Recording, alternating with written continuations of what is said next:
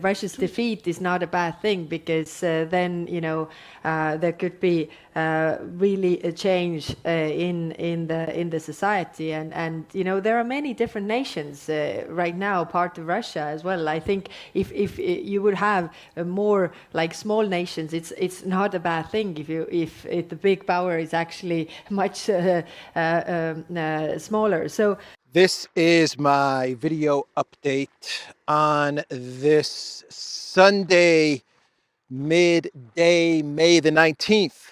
Let's talk about some news. And right now I am in Limassol, Cyprus, at the ancient city of Amathus. Dates back to, I believe, all the way back to 1100 BC. And the city reached its pinnacle, its heights around, I want to say, 300 BC. It was one of the most important cities in Cyprus. And it's about maybe a 5-minute drive from Limassol, from the main part of Limassol, maybe 5-10-minute drive. And it's a must-see if you do come to Cyprus. The tickets to get in are, I pay €2.50 to get in. So let's talk about Kallas. Kallas, the Prime Minister of Estonia. She is stunning and brave, that Kallas. And she was at an event for Ukraine. And she talked about breaking apart Russia and how it would not be such a bad thing if Russia was broken up into tiny, small, micro countries. That has been the plan all along with Project Ukraine. That remains the plan, and that is the dream of the globalist collective West political class, to break up Russia into micro states like Estonia. So that's Kaja Kallas. She goes to a lot of events and conferences, doesn't she? Is she ever in Estonia working on prime minister things? Or is her job just mainly about going to events and conferences and speaking bad about Russia? I don't know. I don't know what she's doing as Prime Minister of Estonia. I guess it makes sense that she's at all of these events, because I wonder if I'm supposed to be down here. Yeah, I think I am. I think I can come down here. They just left it open. Very cool. So yeah, I mean, it kind of makes sense. All of the real decisions for Estonia, financial, foreign policy, they're made by the United States, by EU, by NATO. So I guess all that's left for Kaja Kallas to do is go to events and conferences. Oh boy. So that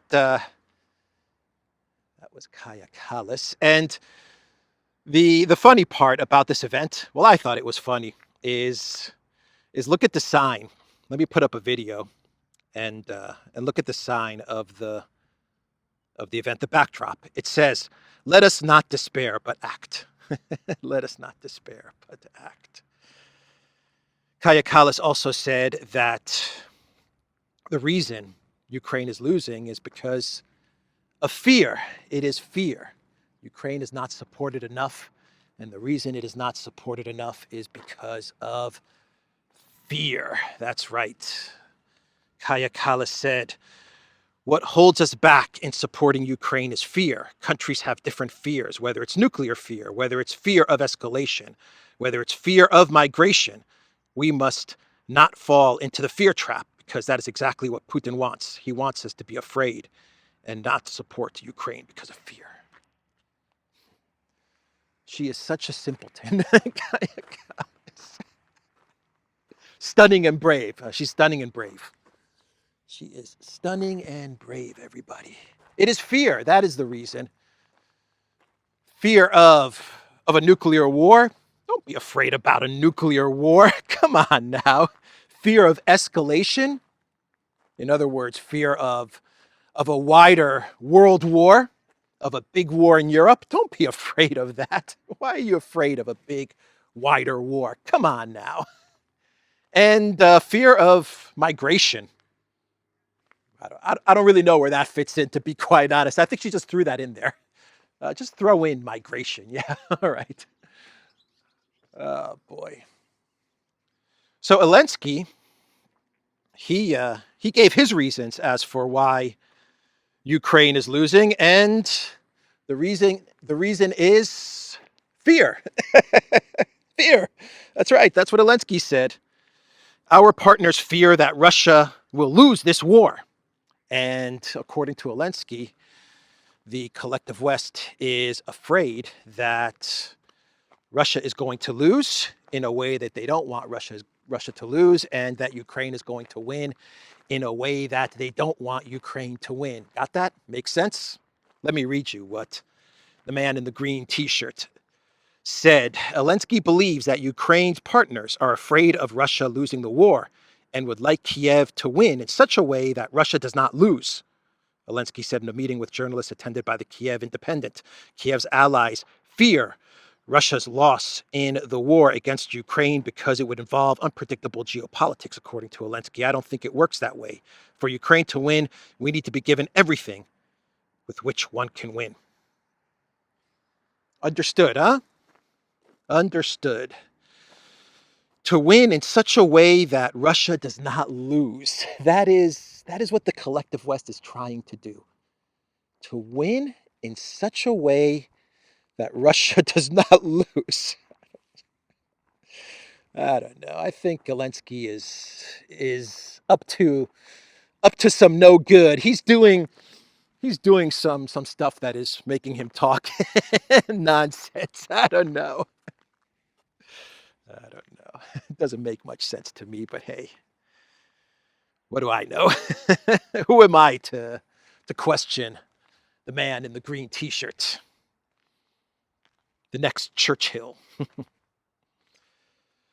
So he did say that Ukraine must be given everything with which one can win. And Elensky said that Ukraine must be given 120 to 130 modern aircraft so that Russia does not have air superiority. In total, we need this fleet of F16s in the number I'm talking about in order to have parity.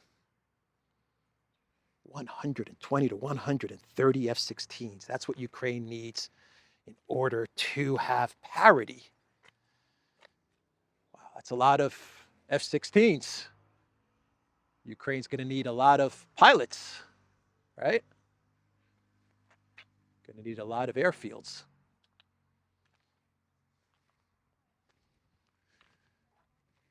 $120 to 130 F-16s. I wonder how that interview went down. I wonder how Elensky came up with that number. He said that so far the collective West has only given Ukraine 25% of what it needs to win, even though the entire collective West is pretty much demilitarized. Not completely, but it's getting there. Some countries are completely demilitarized, to be quite honest. But for Zelensky, that's only 25% of what Ukraine needs to defeat Russia. What does that tell you about the strength of Russia's military? But I wonder how Zelensky came up with that 120 number. I wonder if Podolyak was like sitting next to him as he was giving this interview.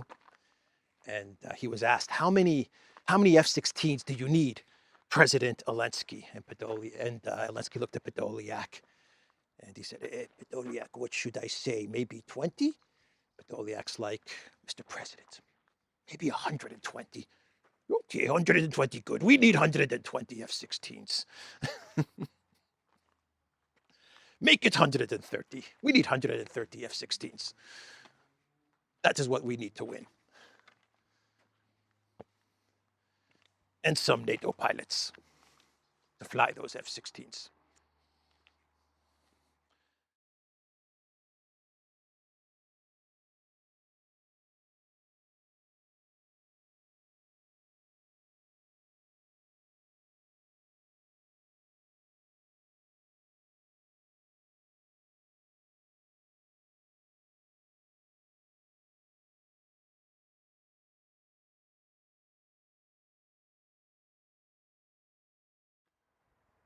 Wow, amazing. This alone is worth the trip to Limassol.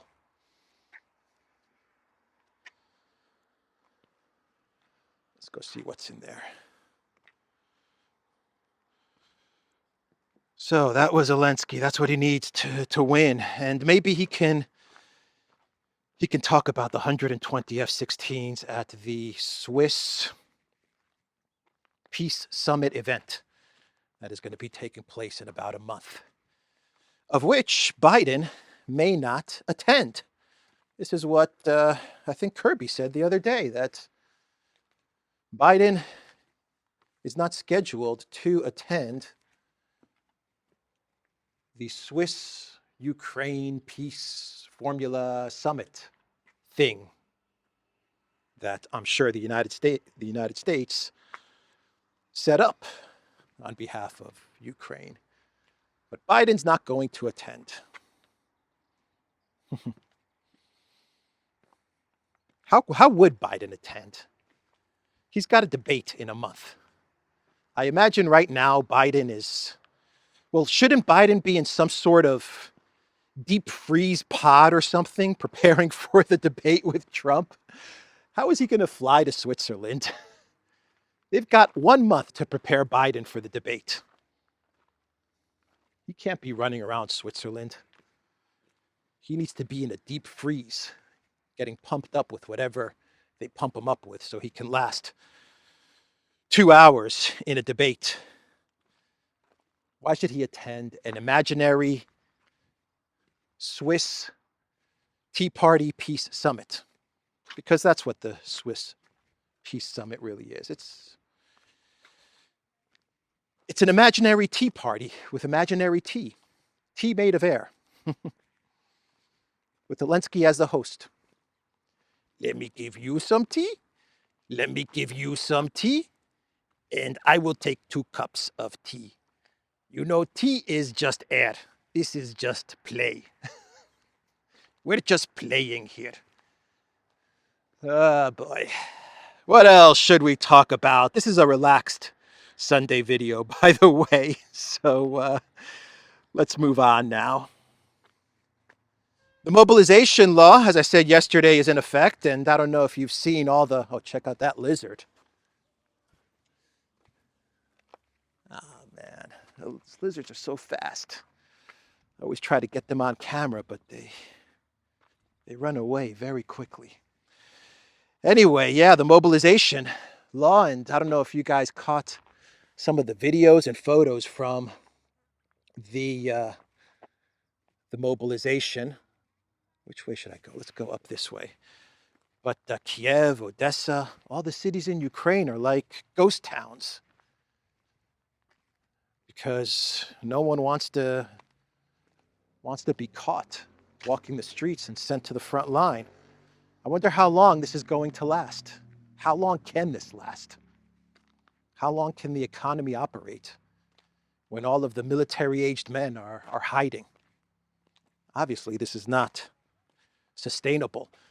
But the Kiev Independent and the Kiev Post, actually, they ran articles talking about a military registration app where the military-aged men in Ukraine, they register on this app, their location, their address, and all of that stuff, so they can be in the database. And according to the Kiev Independent, at the time of this recording, 300,000 people have registered. They've put their details into the military registration app.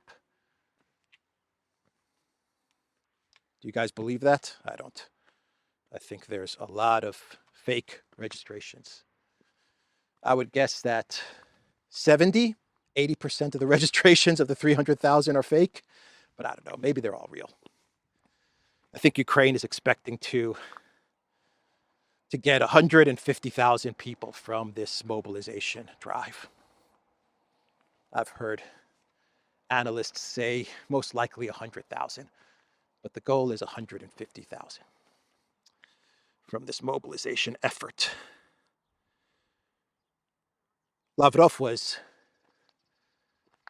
speaking to the media yesterday, and the foreign minister of Russia said that it's going to take a generation for Russia to cooperate with Europe again. A full generation is what Lavrov said.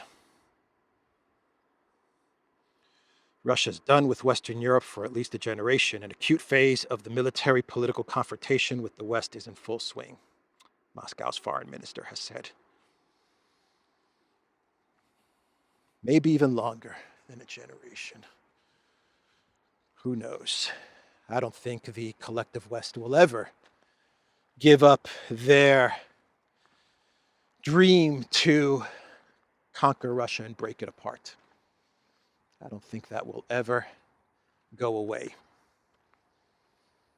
The UK, France, Germany, they've been wanting to take over Russia and break it up for how many hundreds of years now? Will they ever give up? Doubt it. Doubt it. So Russian President Vladimir Putin looks like he's going to North Korea. North Korea.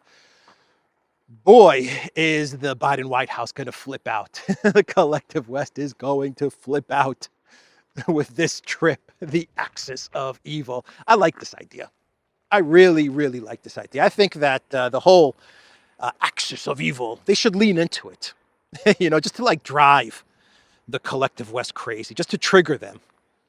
Have meetings, hang out with each other, hug each other, play golf, play tennis. I don't know. Go on road trips. The whole axis of evil. China, Putin, Russia, North Korea, Iran. Just to trigger the collective West, just to drive them crazy. They should be meeting every week. I think this is a great idea. I'm all for it. I am all for it. I can't wait for that trip. Oh boy. So, what else? What should we talk about here? Let me see. How about Georgia? Talk about Georgia, maybe? The foreign agents law that was approved by Parliament has been vetoed by the president of Georgia, which is mostly a symbolic act, from what I understand. The Foreign Agents Law that was approved by Parliament the Foreign Agents Act will become law, and the president of Georgia vetoing it is symbolic, nothing more, nothing less. Salome Zurabichvili, the French-born, let's see here. She has an interesting CV. Let me go to a Twitter X post that Angelo made. Born French citizen. I think she moved to Georgia in her mid-30s. Salome Zurabichvili. I can't confirm this, but it's coming from Angelo, so I imagine he's researched this.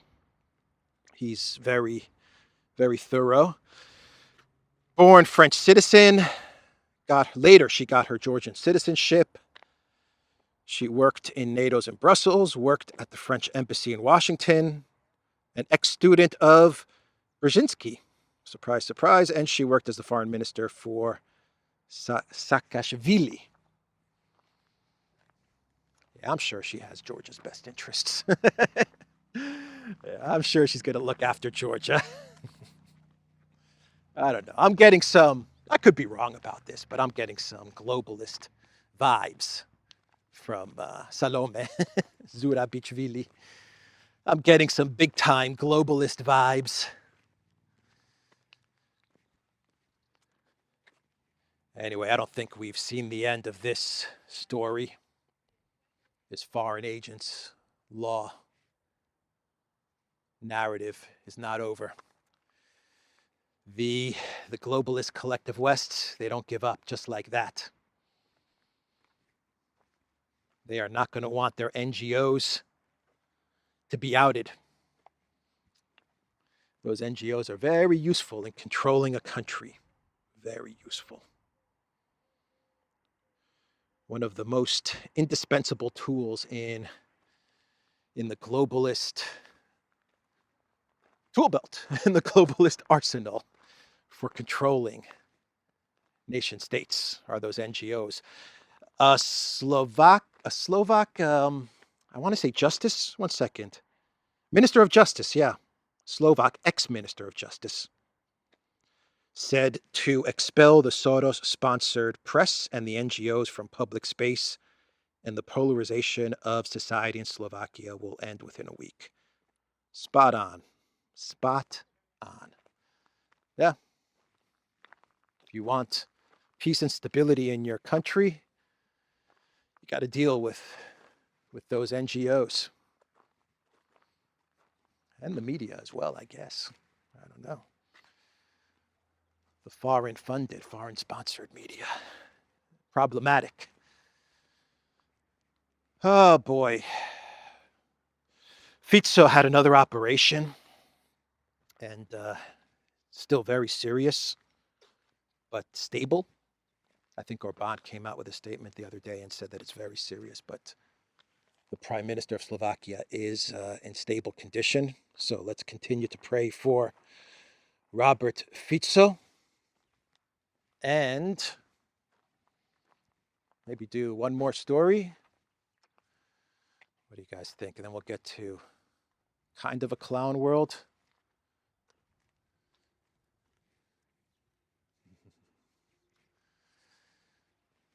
The New York Post is reporting that Trump is seriously considering Tim Scott as vice president, as his running mate. Big freaking mistake. Tim Scott. Neocon, warhawk, who has a very poor understanding of foreign policy. Very, very poor understanding of foreign policy. But the New York Post is saying that he's the front runner. Whether you believe the New York Post or not, I don't know. I can't say if this is a true story, if this has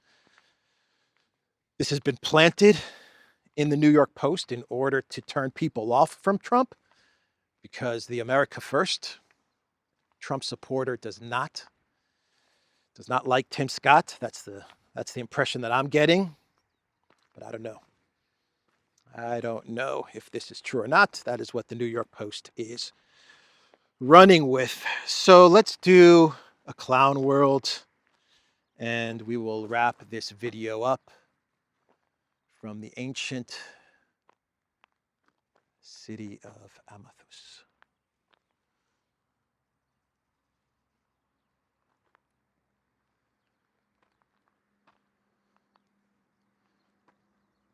I wish you could see the water. It's just right over there. I wonder from up high you can see the water. I don't know.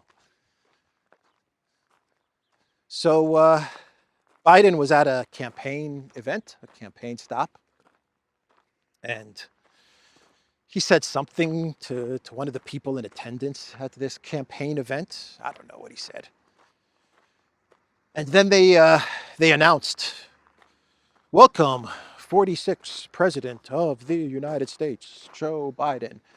And Biden had that look, that weird look like, where am I? Where am I? And what's going on? I'll play the video so you guys can see what I'm talking about.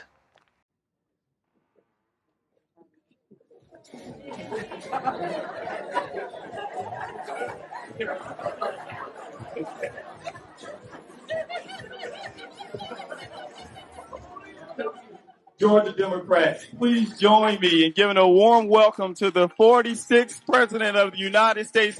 All right, so that was Biden. That's kind of my clown world. Maybe not the best clown world, but that's what I could find on this Sunday. I'll end the video there. How am I doing on time? All right, news stops. Let me go up here and see if I can get you guys a view of the water as well. Maybe not. But the Duran.locals.com. We are on Rumble, ODYSEE, BitChute, Telegram, Rockfin, and Twitter X. And go to the Duran shop. Pick up some limited edition merch. I will put a link in the description box for the merch, as well as a pinned comment. So many lizards. How you guys doing today? Lizard's my friend. Ah, there we go. That's right.